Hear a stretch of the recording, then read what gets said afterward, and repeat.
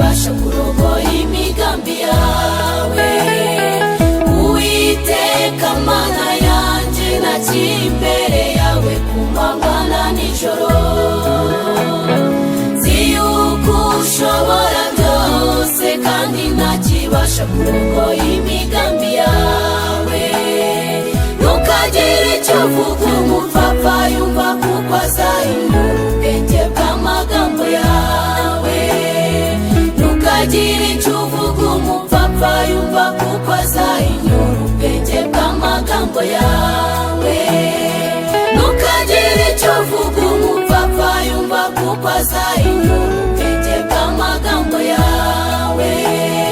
Ntukagire icyo uvuga umupfapfa yumva kuko azahinyura ubwenge bw'amagambo yawe.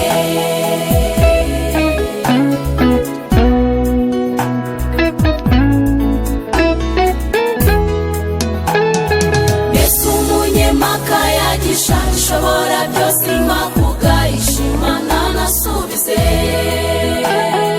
Nuko Yobu asubiza Uwiteka ati dore ndisuzugurwa nagusubiza iki Mana yanjye. Mbese umunyempaka yagisha ishobora byose impavuga ishimana nasubize.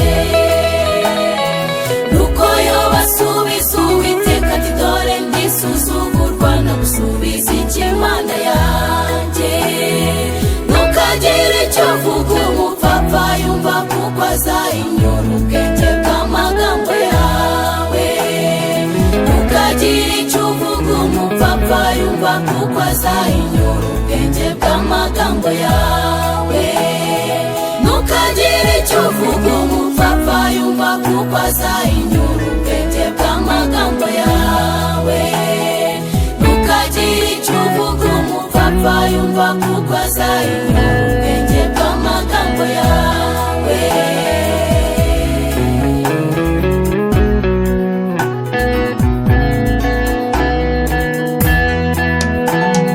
Nindushakira igikoni byo kurya mu gihe ibyana byacyo bitakiri Imana. Mbese wibwira ko ari nde uretse imbaraga zayo ziba ku biremwa byose. Nindushakira igikoni byo kurya mu gihe ibyana byacyo bitakiri Imana. Mbese wibwira ko ari nde uretse imbaraga zayo ziba ku biremwa byose. Ntukagire icyo uvuga umupfapfa yumva kuko azahinyura ubwenge bw'amagambo yawe.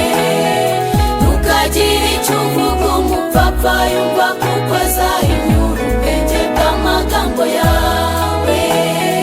Ntukagire icyo uvuga umupfapfa yumva kuko azahinyura ubwenge bw'amagambo yawe. Ntukagire icyo uvuga umupfapfa yumva kuko azahinyura ubwenge